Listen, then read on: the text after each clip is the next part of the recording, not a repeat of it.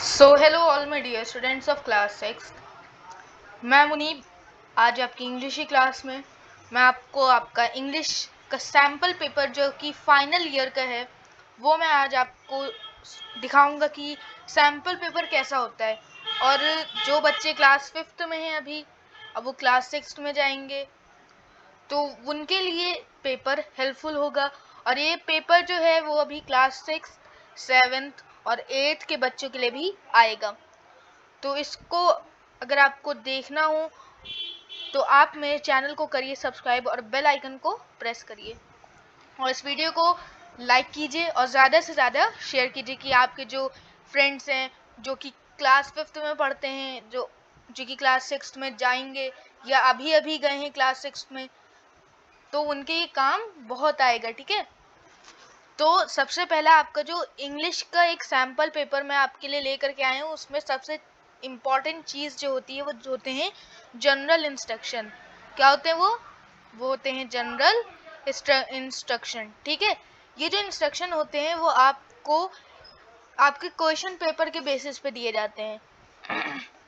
ये जो होते हैं ये आपको आपके क्वेश्चन पेपर के बेसिस पे दिए जाते हैं और आपके क्वेश्चन पेपर में जितनी भी चीज़ें हैं, थोड़ी बहुत चीज़ें इसमें आपको बता दी जाती हैं। जैसे क्वेश्चन पेपर कितने सेक्शन में डिवाइड है और सारे क्वेश्चन करना कंपलसरी है। सबसे पहले फर्स्ट वाला देखते हैं कि कितने सेक्शन में हमारा क्वेश्चन पेपर डिवाइड रहता है। तो मेनली जो होता है वो 3 सेक्शन में क्वेश्चन पेपर डिवाइड होता है।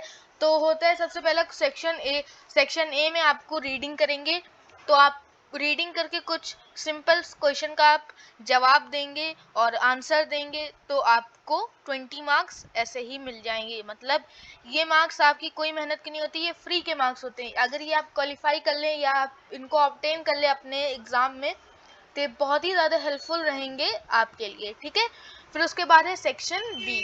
सेक्शन बी में आपको राइटिंग और ग्रामर में सारी चीज़ें जितनी भी ग्रामर से आपको आ जाएंगी। राइटिंग में क्या होता है, राइटिंग में आपके जो लेटर्स होते हैं, शॉर्ट पैराग्राफ होते हैं, ये सब आपको मिल जाएगा। वो कितने मार्क्स का होगा, 30 मार्क्स का। और ग्रामर में क्या होता है, ग्रामर में जो आपकी एक्सरसाइज होती है प्रेपोजिशन की और एडजेक्टिव की जो एक्सरसाइज होती हैं वो सारी एक्सरसाइज आपको मिल जाएंगी। वो भी बहुत ही छोटे छोटे मार्क्स में आती हैं, 3-3 मार्क्स की आती हैं। ठीक है, फिर है सेक्शन सी। सेक्शन सी जो है वो होता है लिटरेचर। लिटरेचर में आपको वर्ड मीनिंग, ठीक है, डिक्टेशन, फिर उसके बाद आपको आपके क्वेश्चन आंसर्स और उसके अलावा चीज़ें होती हैं वो भी 30 मार्क्स में आएगा। तो आपका जो टोटल क्वेश्चन पेपर होता है वो होता है 80 मार्क्स का। ठीक है, फाइनल ईयर का जो क्वेश्चन पेपर होता है वो होता है 80 मार्क्स का। और सेकेंड है इसमें ऑल क्वेश्चंस आर कंपलसरी। जितने भी क्वेश्चंस लिखे हुए हैं वो कंपलसरी हैं अगर आपको फुल में फुल मार्क्स लेकर के आने हैं। ठीक है बच्चों, अगर आप फुल मार्क्स लाना चाहते हैं तो सारे क्वेश्चन आपको अटेम्प्ट करने पड़ेंगे।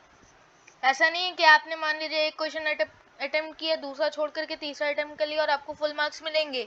ये बिल्कुल भी नहीं, ये बिल्कुल भी नहीं होगा। और थर्ड है यू में attempt any question at a time. आप एक टाइम पे एक ही क्वेश्चन को अटेम्प्ट कर सकते हैं। ऐसा नहीं है कि मतलब आप ये वाला भी क्वेश्चन कर रहे हैं, दूसरा भी क्वेश्चन एक ही साथ सब गिच पिच करे दे रहे हैं मतलब। ठीक है, तो ये नहीं करना है। All question of that particular section must be attempted in the correct order. तो इसका मतलब है कि जैसे आप सेक्शन ए कर रहे हैं तो सेक्शन ए का जितने भी आंसर्स या क्वेश्चंस हैं वो आपको उसी सेक्शन ए के कॉलम में लिखना है। ऐसा नहीं कि आप सेक्शन ए का जो चीज़ है वो आप सेक्शन बी में लिख दें और सेक्शन सी का जो है उसको आप सेक्शन बी में लिख दें। ऐसा नहीं होगा। जैसे सेक्शन बी की जो चीज़ है वो आप सेक्शन बी में लिखिए, सेक्शन सी की जो है उसको आप सी में लिखिए। ठीक है, अब आते हैं अपने क्वेश्चन पेपर की तरफ। क्वेश्चन पेपर का जो सबसे फर्स्ट होता है उसको कहेंगे सेक्शन ए रीडिंग। जैसे आपने ऊपर देखा था रीडिंग आपको यहाँ पे दिखा रहा था। ठीक है, ये आपके जो थे ये सेक्शन ए रीडिंग। ठीक है, तो ये आपका भी चल रहा है। ठीक है, सेक्शन ए में क्या आपको दिया जा रहा है, read the following passage and answer the following questions.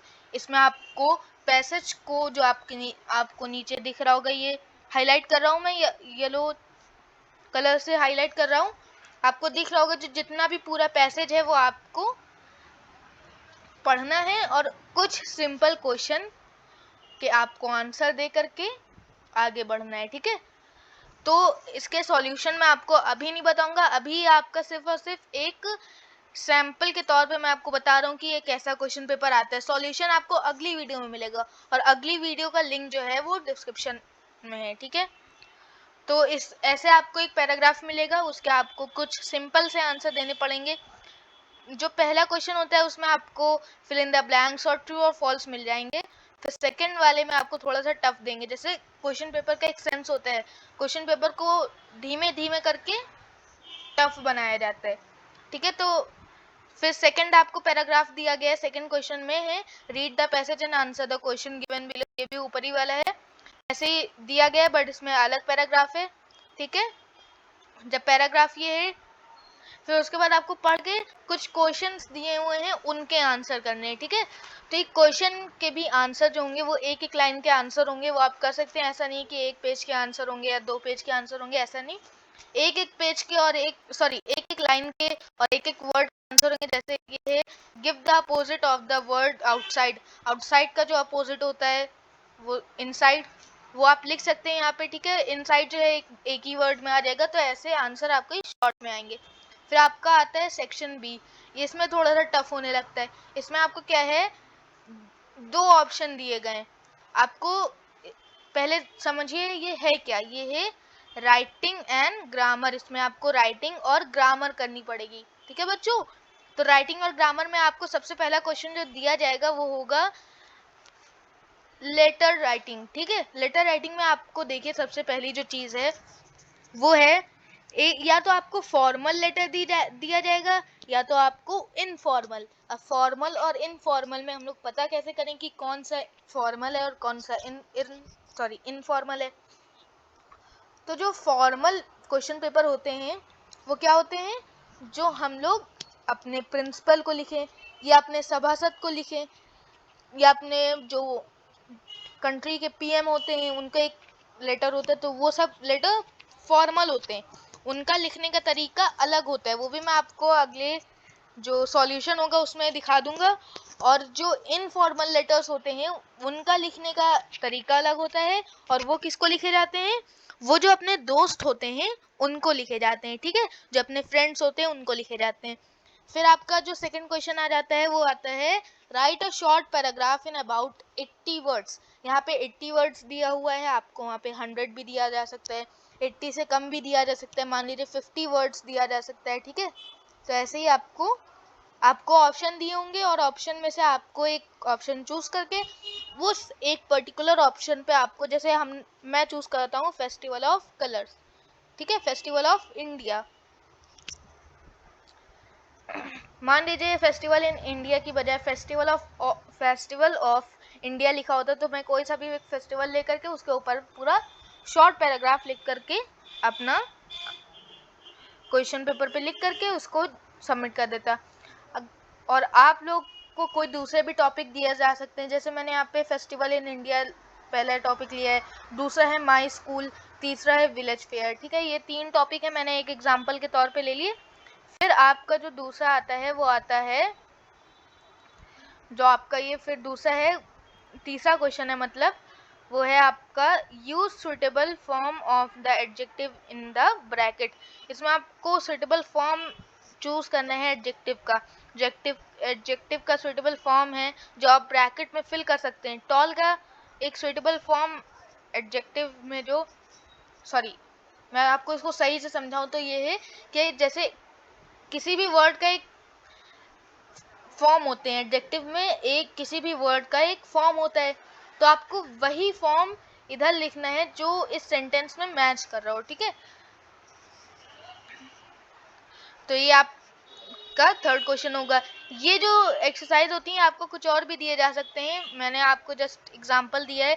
और अगर आपको एडजेक्टिव नहीं आते तो आप एडजेक्टिव कैसे समझेंगे, तो एडजेक्टिव की भी लिंक मैंने डिस्क्रिप्शन में दे दी है, तो आप जा करके एडजेक्टिव को भी देख सकते हैं और पढ़ सकते हैं। फिर है हम लोग का जो दूसरा वाला है वो कौन सा है, वो है fill in the blanks with correct preposition. Preposition, अब प्रीपोजिशन आपको जो ब्लैंक्स हैं, फिल इन द ब्लैंक्स, जितने भी ब्लैंक्स दिए गए हैं उनमें आपको करेक्ट प्रीपोजिशन लिखना है, ठीक है। फिर है fill in the blanks with a suitable word given in brackets. इसमें आपको ब्लैंक्स में जितनी भी वो सॉरी जो आपको ब्लैंक्स में कोई भी दो ऑप्शन दिए हुए हैं, जैसे ऑन और एट, ठीक है, ऑन और एट आपको दिया हुआ है, तो इन दोनों में से आपको कोई भी एक वर्ड जो आपको लग रहा हो कि ये सही वर्ड है, इस सेंटेंस में फिट बैठ रहा है, ठीक है, तो आपको वो लिखना है। फिर उसके बाद हम लोग की जो अगली एक्सरसाइज है वो है rewrite the following jumble word into meaningful sentences.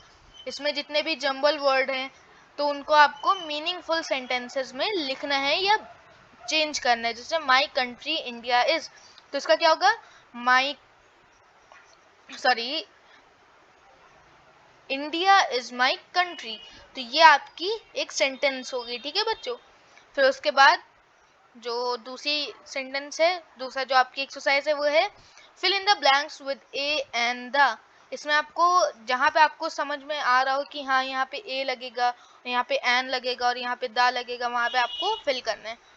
फिर जो आपका आता है 30 मार्क्स का, वो है आपका लिटरेचर। कौन सा सेक्शन, सेक्शन सी लिटरेचर। ऊपर वाला कौन सा था, सेक्शन बी। इसमें आपको कितने मार्क्स मिल रहे थे, इसमें आपको मिल रहे थे 30 मार्क्स। कितने मार्क्स, 30 मार्क्स। अब इसको हम लोग पूरा इरेज करके आगे बढ़ते हैं अपने दूसरे सेक्शन की तरफ। जो हम लोग का दूसरा सेक्शन है वो है सेक्शन सी। इसमें भी आपको 30 मार्क्स मिलेंगे। तो इसमें आपको क्या करना पड़ेगा, इसमें सबसे पहला क्वेश्चन जो मैंने आपको दिया है वो है read the extract given below and answer the following question. ये आपकी बुक से एक एक्सट्रैक्ट दिया गया होगा जो कि आप पढ़ेंगे और उसके नीचे कुछ क्वेश्चंस दिए गए हैं, फिर उनको आप समझेंगे, ठीक है। जैसे what is the name of the given poem, ये जो पोएम है ये आपकी कॉपी से दी हुई है, सॉरी मतलब बुक से दी हुई है, ये आप बताएंगे कि कौन सी पोएम का नाम है ये, ठीक है। मैं आपको जो सॉल्यूशन है वो मैं आपको अगली वीडियो में दे दूंगा और अगली वीडियो का लिंक जो है वो डिस्क्रिप्शन में जा करके आप चेक कर सकते हैं वीडियो को। फिर है आपके जो सेकंड क्वेश्चन है सेक्शन बी का, वो है any answer any 5 of the following in 30 to 40 words. तो इसमें आपको क्या करना है कि जितने भी क्वेश्चन आंसर्स हैं, क्वेश्चन आपको बहुत ज़्यादा नहीं देंगे, 6 से 7 क्वेश्चन देंगे और उसमें से आपको कुछ क्वेश्चंस के आंसर लिखने पड़ेंगे, ठीक है। फिर है क्वेश्चन 12। कौन सा है, क्वेश्चन 12। क्वेश्चन 12 में आपको क्वेश्चन 12 में जो है वो आपके लिए कुछ चीज़ें, कुछ क्वेश्चन दिए गए हैं, उनको आपको दो ऑप्शन है, ठीक है, आपके पास दो ऑप्शन है, दोनों में से कोई सा भी आपको क्वेश्चन चूज करके उसका आंसर 50 से 60 वर्ड में दिया जाएगा, आपको देना है। तो ये कितने कितने मार्क्स होगा, ये 10 मार्क्स का होगा। ऊपर के जो क्वेश्चन होंगे, क्वेश्चन आंसर्स होंगे वो भी 10 मार्क्स के होंगे। फिर आपका जो ऊपर का एक्सट्रैक्ट होगा वो भी आपका 10 मार्क्स का होगा। तो ये कैसे हो जाएगा, ये पूरा 30 मार्क्स का टोटल हो जाएगा ये सेक्शन सी। फिर आपका सेक्शन बी कैसे होगा 30 मार्क्स का, आपकी जो एप्लीकेशन होगी वो 10 मार्क्स की होगी। 10 मार्क्स आप स्कोर कर सकते हैं अगर आप एप्लीकेशन लिखते हैं। एप्लीकेशन में भी आपको दो ऑप्शन मिलेंगे और अगर लिखा हो तो समझ लीजिए दो ऑप्शन दे रहे हैं आपको, ठीक है। फिर उसके बाद एक शॉर्ट पैराग्राफ है, शॉर्ट पैराग्राफ आपका 5 मार्क्स का होगा। फिर उसके बाद जो एक्सरसाइज होंगी वो 3-3 मार्क्स की होंगी। मान लीजिए कोई एक्सरसाइज 4 मार्क्स की भी हो सकती है, मगर मैंने इधर 3 मार्क्स की दी है तो आप 3 मार्क्स की समझ लीजिए, ठीक है। फिर उसके बाद सेक्शन ए में आपके दो जैसे पैसेज होंगे, उनको आपको रीड करके लिखना है, रीड करके उनके आंसर लिखने हैं, ठीक है। वो कितने मार्क्स के होंगे, 10-10 मार्क्स के। कितने मार्क्स के, 10 मार्क्स के। तो ठीक है बच्चों, आज की जो आपका जो सैम्पल पेपर था वो मैंने आपको समझा दिया। जा करके दूसरी वीडियो देखे जो इसकी सॉल्यूशन की है, ठीक है, उसको जा करके देखिए। और अगर आपको नहीं समझ में आता है तो हम लोग का जो इंस्टाग्राम जो हम लोग का टेलीग्राम ग्रुप है, आप उसमें ऐड होइए और कोई भी क्वेश्चन आपको पूछने हैं तो आप हम लोगों को कमेंट करके पूछ सकते हैं कि आपको क्या मतलब आपको क्या पूछना है और आपको क्या क्वेरीज हैं, ठीक है। तो आप जा करके कमेंट करिए जो भी आपको पूछना हो। तो मिलते हैं अपनी अगली वीडियो में। So till then thank you and goodbye for now.